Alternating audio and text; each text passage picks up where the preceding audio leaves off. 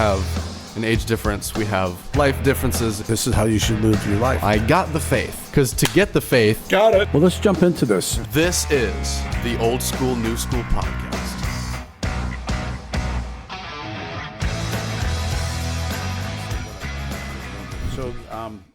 So let's go back to the whole loose words. Yeah. And the whole dishonesty of how it ruins kind of everything. It's like this whisper that the devil puts in your ear that, hey, that's nobody's going to know. Right.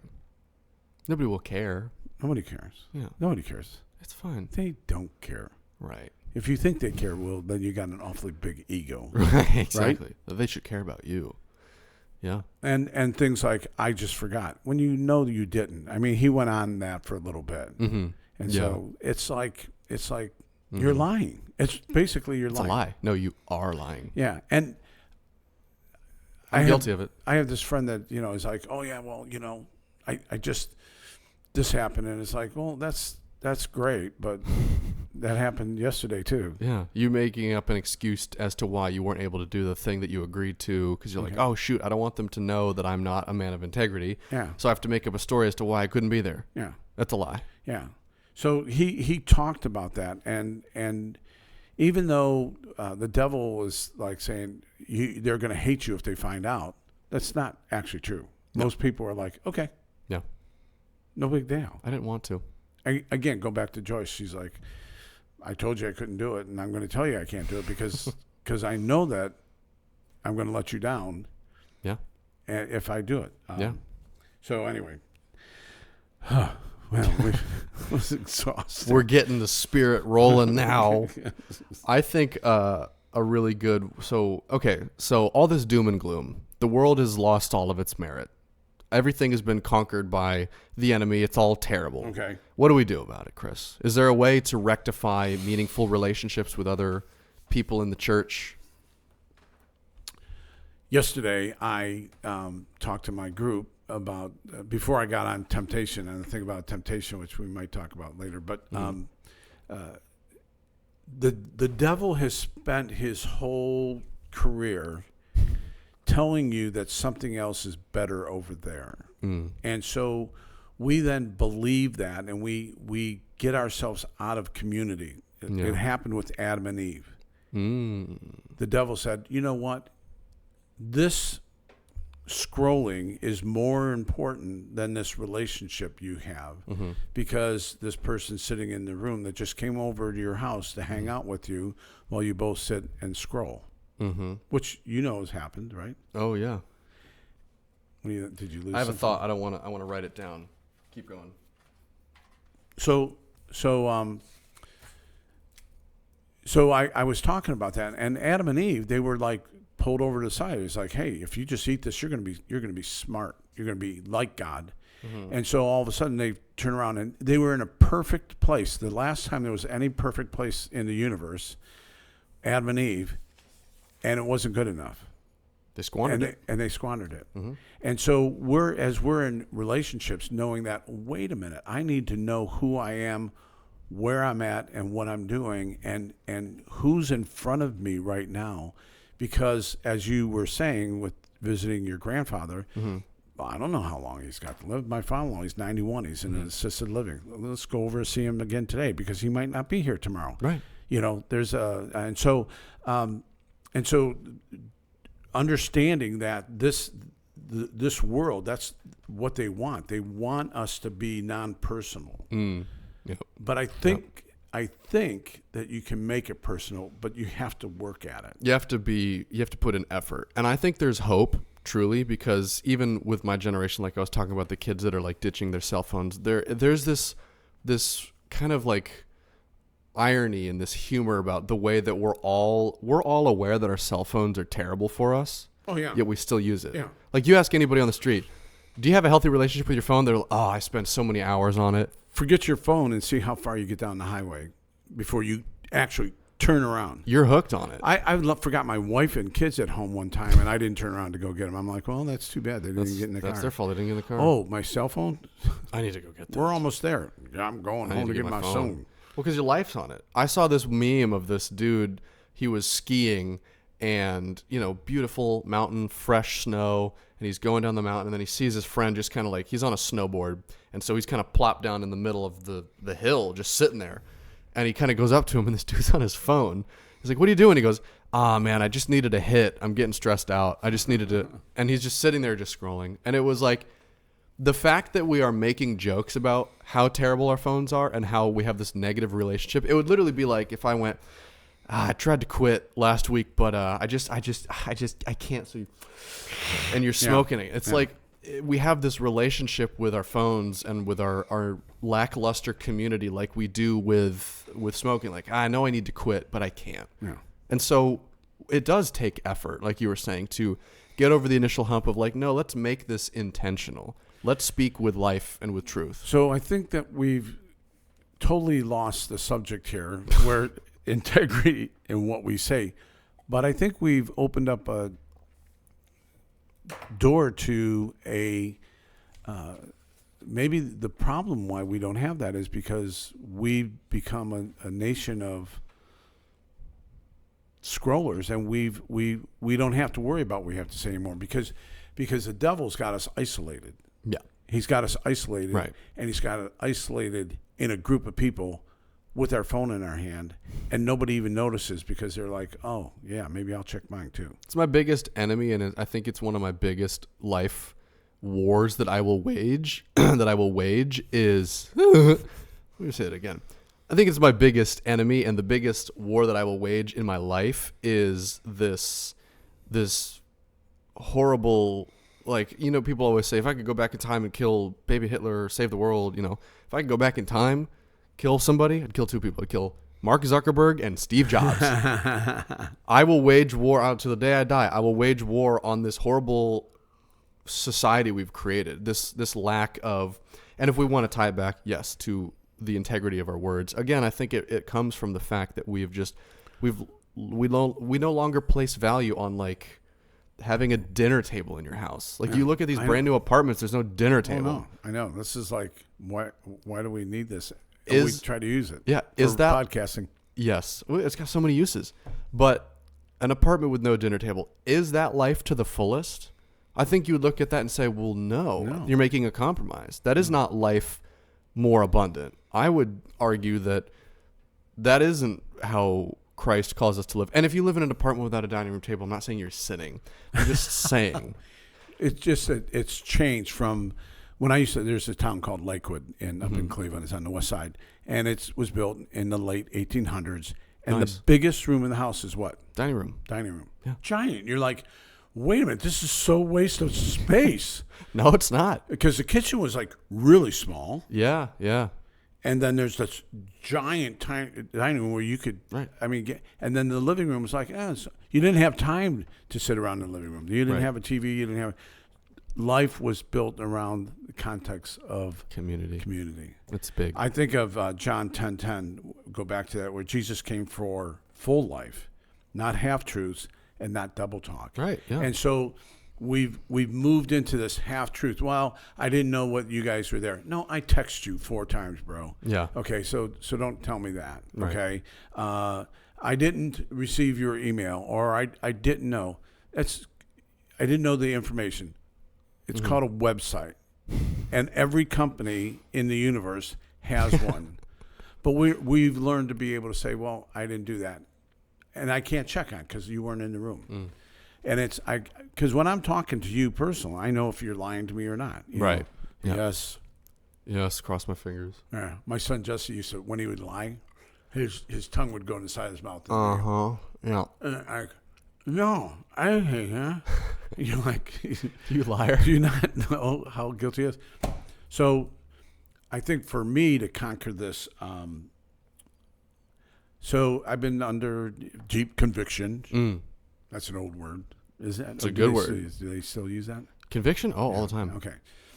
That if I'm going to lead this group of men on Saturday and on Tuesday, that there's 30 men that I need. I don't have a real good shepherding gift, and I don't have a pastoring gift. Right. But I love to be in a party, man. I like to get people together, and I like to bring some energy to the room.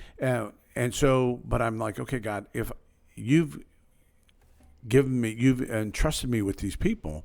Now, I used to every morning, and I knew there was a lot of people at my old church, and I used to write a postcard because I had the directory. They used to have a directory. Yes. Now, get this. This is how messed up. A directory with everyone in the church, 3,000 people, in a book with their names, their addresses, and their kids' names and their phone numbers. See, now that's a violation of privacy, Chris. How dare you? You would never give your personal information away. Isn't that crazy? Oh, yeah.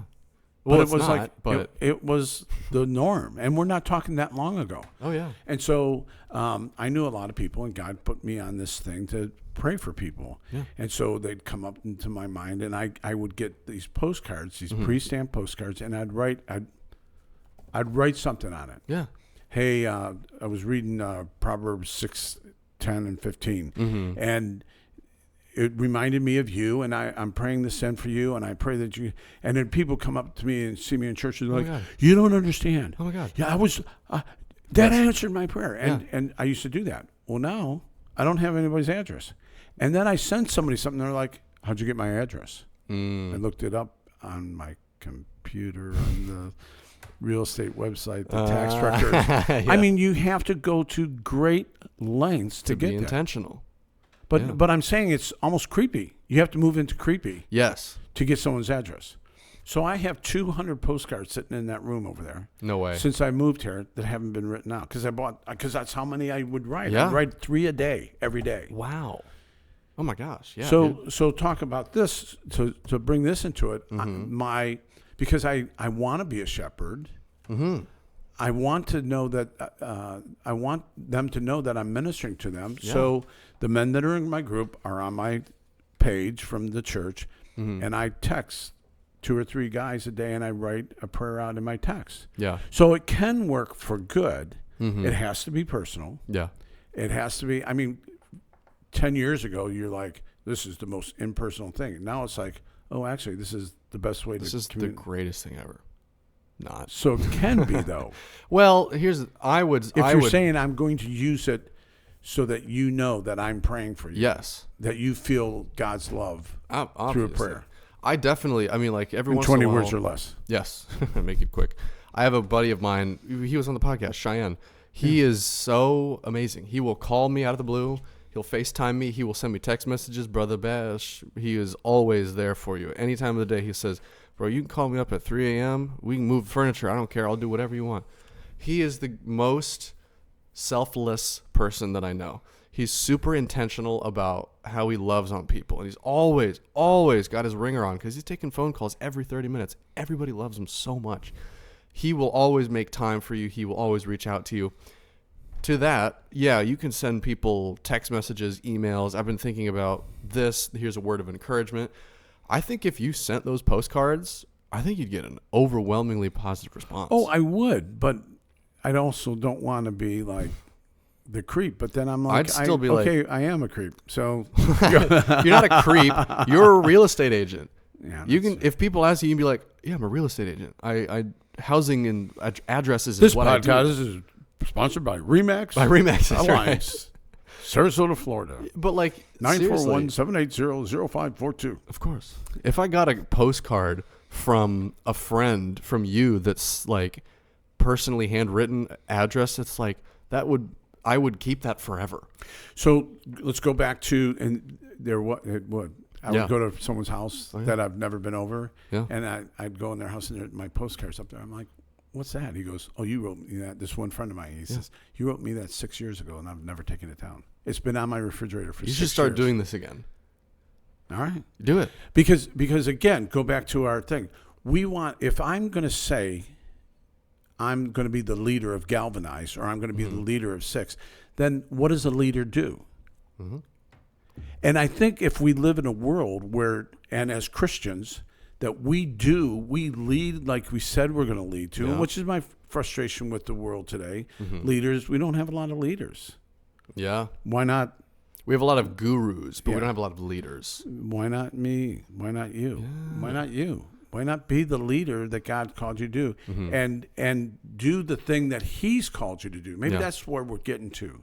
Yeah. Is that what is God calling you to do, and how do I demonstrate that I'm a man of my word or I'm a woman of my word? Yeah. That I am gifted with certain intelligences, with certain personality traits, with certain giftings, whatever they may be.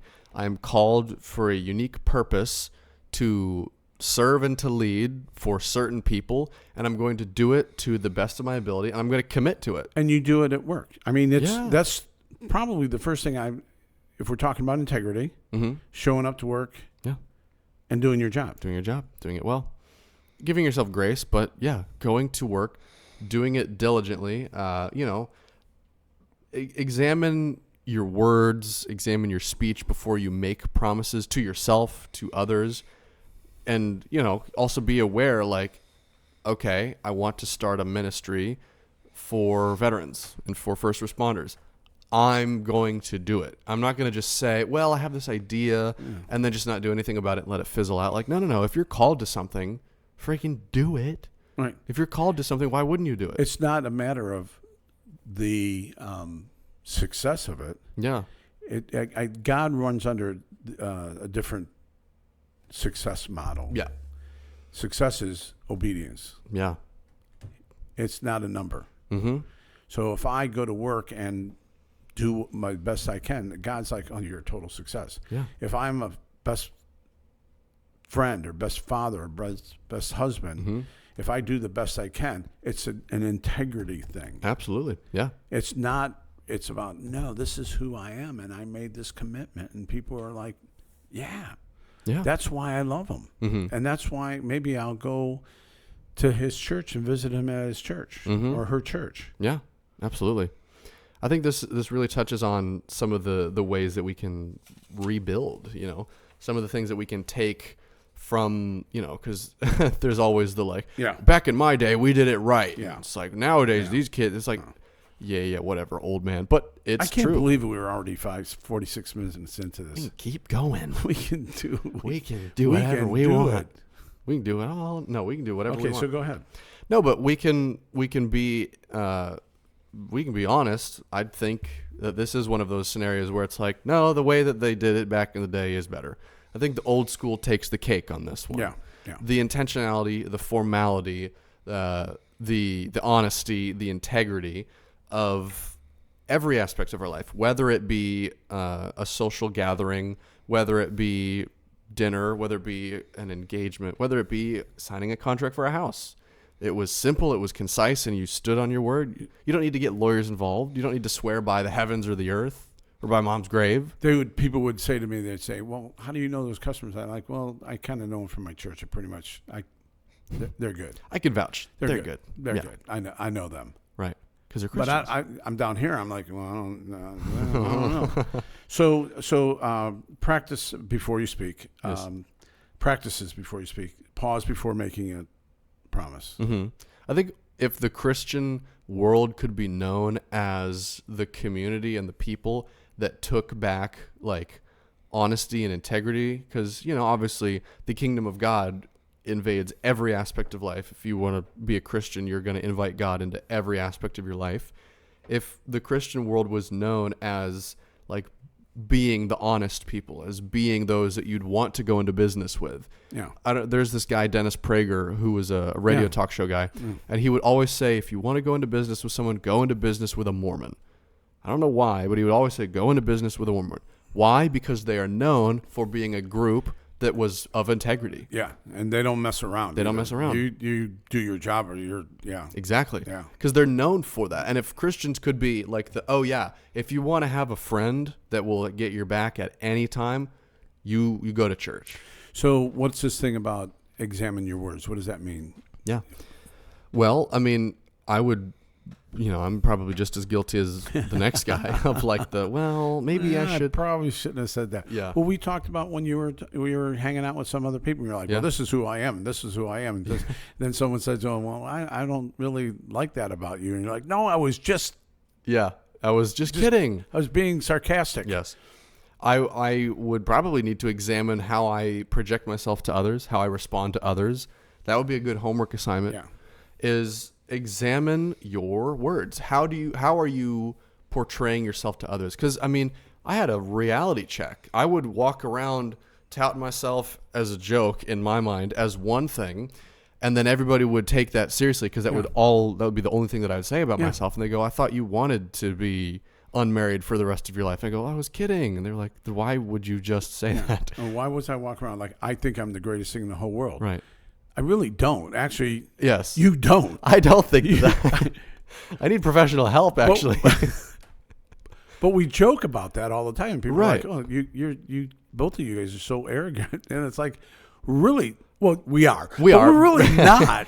We're the total opposite. Yeah, we really are. So we need to examine how we portray ourselves versus what we say to ourselves in our own heads. It's our marketing strategy. Yes. Because I can get into pretty much any conversation. Because I feel like I am, undervalued, so I need to project myself as the greatest thing since sliced bread so that I can be but people always go, you're such an egomaniac. I go, actually, I'm not. Yeah. Actually, I'm deeply insecure about myself. Please tell me how awesome I am. Yes. Oh, you're not going to? I'll tell it. Right. Yeah, exactly. But then you look back at your work.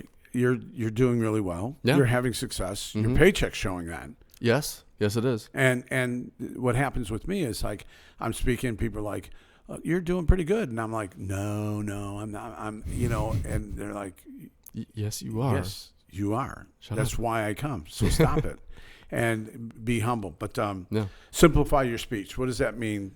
We're just kind of reviewing here. Well, I mean, to the point when we were saying, like, I swear on my mom's grave and all that stuff, and I know there's some scriptures where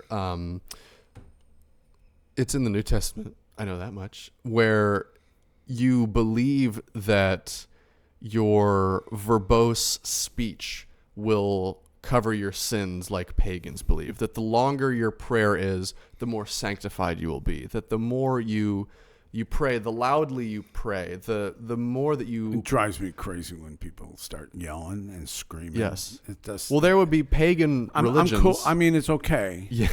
I can't do it. Yeah. There were pagan religions that Jesus was referring to specifically where it's like you believe that when you pray loudly in the streets like the pagans do, that you will be saved from your sins. And it's basically this idea, and obviously we're not saying that we're following pagan religions, but this idea that you're going to be super extra and you're going to go above and beyond. God, I'm so sorry. Or I swear to God, I will never say that again. It's like the boy who cried wolf. Yeah. You're going to say it again and again, and you're going to be louder and louder, and people believe you less and less. And that, what Bernard said, I think we said it earlier, is that anytime you have to add words to your word, then you're losing the power. You're watering yourself down. You're watering yourself down. I want to answer this next one. Number 4, model integrity. What does it look like to model integrity, Chris? I don't know. Then why would you want to answer? So here's the thing. This happened last night. Okay. So it's 2 weeks. Remember I told you last week I went up to Home Depot and they couldn't get me the price for the board. Yes. So the guy just goes, here, take it. And I'm like, I can't take it. It's like $18. And he's like, no, take it. Yeah. And I'm like, no. And so the manager comes over and she's like trying to ring it up for me. She couldn't get the price. It kept on going up to 1 cent. She goes, just take the board. And I'm like, okay, I'm going to take the board. Now I got to deal with, like, I'm helping them tell me I'm stealing. It's the most expensive board I've ever bought in my life. $18? As in costing me mental. Oh, yes. Yeah. All right. Then the next week, I get this thing in the mail that I already got credit for return, and they still sent it to me from Home Depot. It was almost $200. So I checked my credit card. It's like, yep, you were credited for that. Yeah. They got their money back. I could have sold it on the street to somebody for $100, and they would have been happy. Yeah. But I brought it back up to Home Depot. Are you serious? Why? Because it would have been the most expensive $100 I ever had. Last night. Okay. What happened? I go to Publix. I need one of those Caravelle cakes, the really good ice cream cake. Yes. Did you know how expensive those things are? Like $20. They had one for $36. They had one for $17, one for $24, and one for $36. Oh my God! So I get the middle one, the It's $22. smart, yeah. Yeah, which we can have after we're done. So anyway, you don't eat ice cream, though. I don't eat ice cream. So anyway, I'll eat yours half. But anyway, so we go up to and I feel guilty anyway because I'm Yes. I'm pre-diabetes, okay? Right. But I need ice cream. Why So do you I need go- this? Whose birthday was it? Jesus' birthday? It was Pentecost.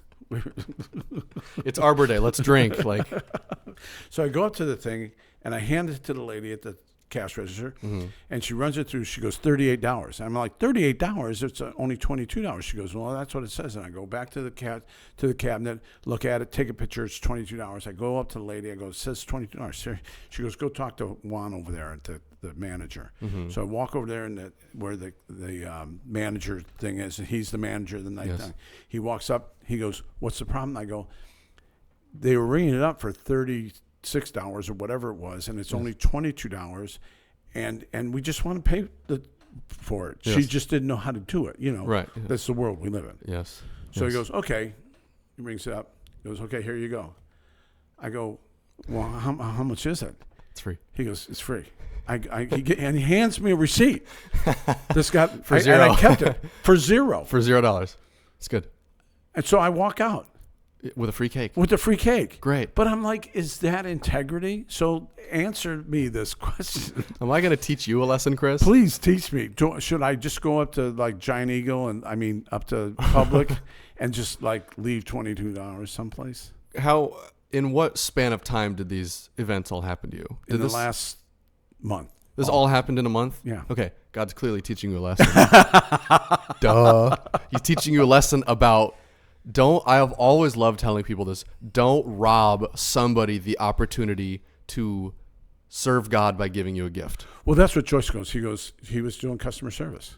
Yeah. Well, He would was be, like, here, but this is inconvenient. Chris, You just go ahead Chris, and take it. you would be robbing him of his job to make the Lord happy by serving you.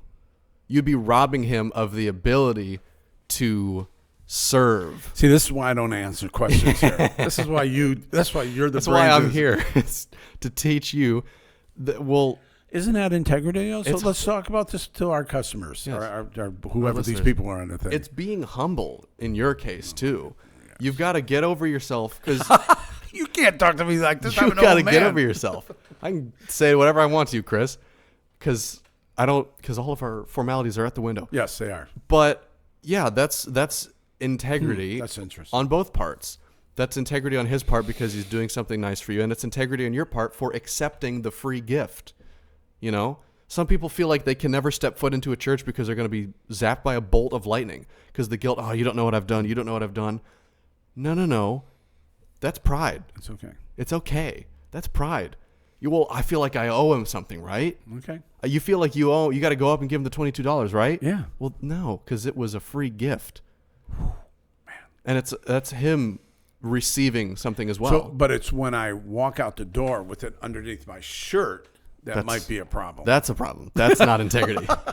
That's not integrity. That was the bag of M&Ms that I didn't talk about. Yeah. I got the free cake, but I also got the free M&Ms. You would be robbing somebody yourself for not taking the free gift. So then what does this mean by modeling integrity? By saying my word is my word? Okay. Well, Maybe we'll have you answer.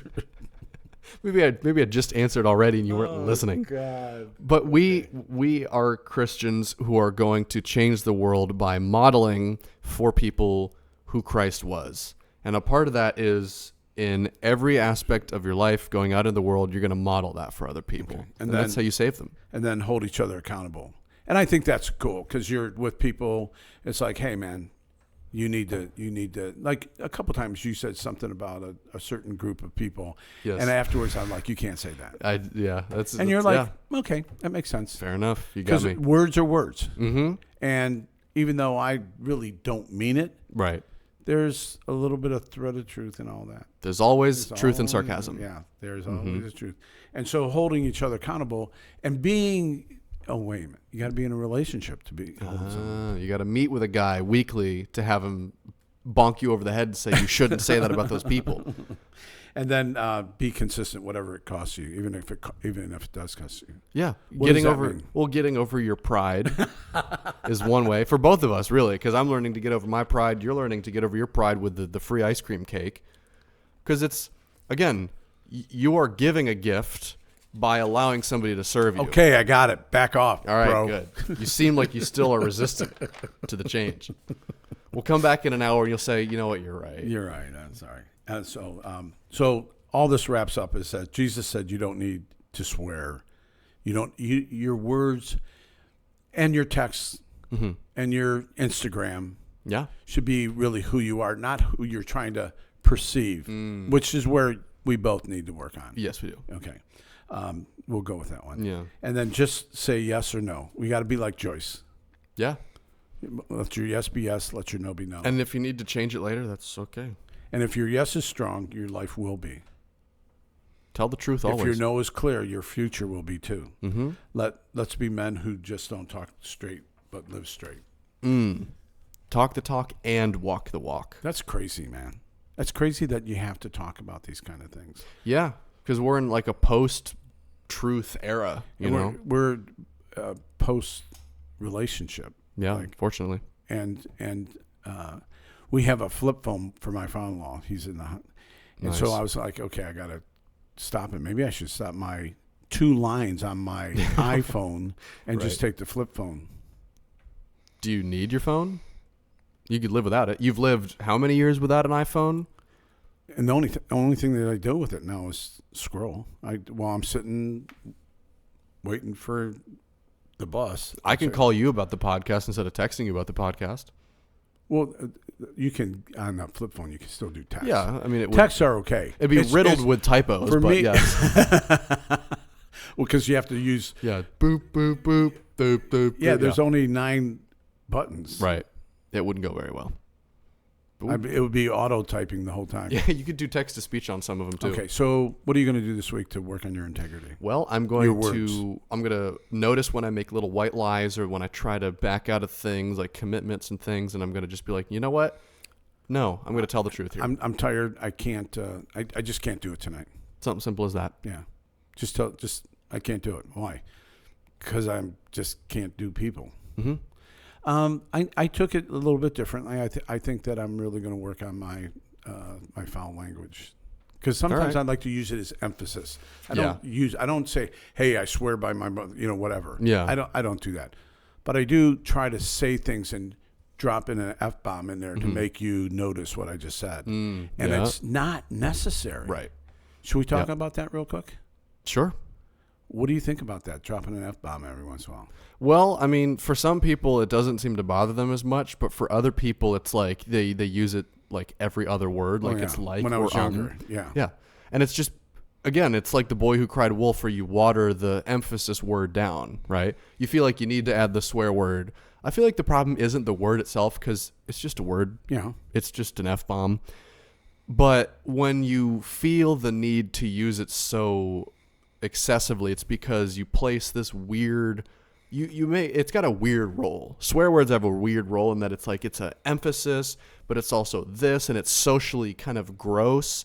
So you feel like you have to use it to get across a certain, whether it be gross, like a punchline. Like a punchline. Like I use it really more for punchlines. I'm like, I'm saying this, and then people are like, it's like did he just say what he just said? Exactly. It's an easy way to get laughs. It's an easy way to get attention. Yeah. And so a way to build your integrity would be using other words. You don't need those words. You don't need those words. You can still be just as funny without it. I'm going to pray that the Holy Spirit on Pentecost will come down and erase those words, and I would give you words of life. Give me words of life. Use God's words. Mm-hmm. Whew, this is going to be rough. I did it for a while. I did it for years. Yeah. For years. I never said a swear word for years. And then all of a sudden one day I was like, who cares? Watch this. You know why? I'm going to shock everybody. You know why? Because you slipped back into the complacency. Because I'm a people pleaser. That's what it is. That's right. And the Holy Spirit, I told you that book I was reading. The Holy Spirit's like, I don't want to say he can't use you, but he won't use you as I have a gift of prophecy. Like I'll say stuff. People are like, how do... Yeah. When you came over. Yeah. I said, hey, Will, did you go to a party and do something else last night? And he's like, How did you know that? How did you know that? Creep. It was a little weird. You do follow me around, do you? I do. I have you on Find My Friend. You know my address. You know where I live. I actually don't. Well, one day you will. I'll get a postcard one day. Well, I know where you live. If you ever get married, do I get? Can I come to the wedding? Yes, you can come to the wedding. You get an RSVP, not a Facebook message. But I think that for me, this coming week, I think I'll commit to saying I don't want to use profanity. Is that the right word? Yeah, swear word. As a shock, as Right. shockers, as a like, oh wow. Yeah, well, you'll be improving your speech in doing so. So yeah, that's a way of improving your integrity. It's good. Okay. Well, anything else? Jesus saves. Go to a church. Doesn't matter if he preaches the word, Yes. or if he teaches practical lessons. In church and community, it's a good thing. It is a good thing. It's a good thing, Mhm. and learning how to be. Don't be afraid to be the person that God created you to be. Yeah. And people are like, I like that person. Exactly. People will say to Joyce, they'll say, I like talking to Joyce because I know that what she says, Unapologetically yourself. yeah. Yeah. Well, in that, we could learn to take our life to a whole How nother level. See you next week. Bye.